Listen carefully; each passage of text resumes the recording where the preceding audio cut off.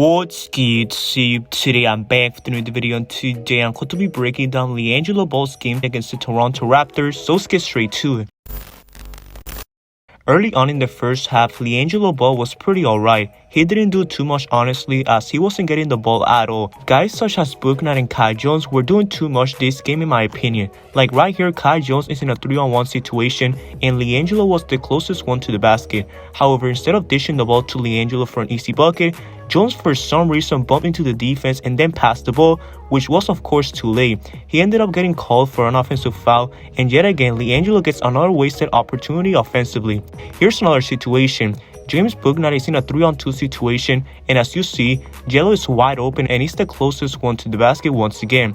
Knowing that Jello isn't athletic, Bouknight should have just dropped a nice bounce pass or at least waited for Jello to get to the corner for a nice shot, but Bouknight did the opposite and for some reason threw an alley-oop to Jello, which of course ended up being a turnover.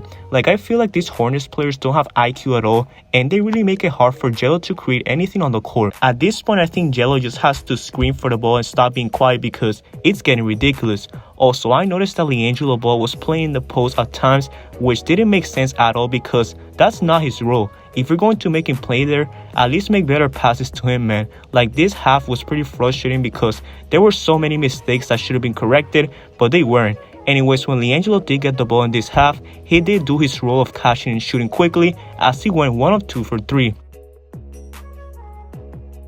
LiAngelo also showcased his ability to dribble full court and create for his teammates, which is great.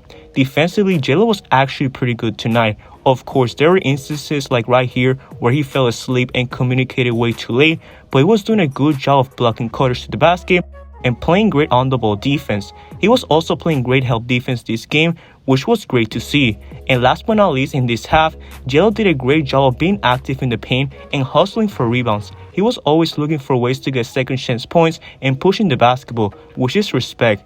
Now moving into the second half, LiAngelo Ball was finally used correctly. He was able to attempt a couple of 3-pointers and made a good one in transition. However, LiAngelo needs to stop rushing shots and set his feet right for 3. Moving forward, LiAngelo also did a good job of creating off the dribble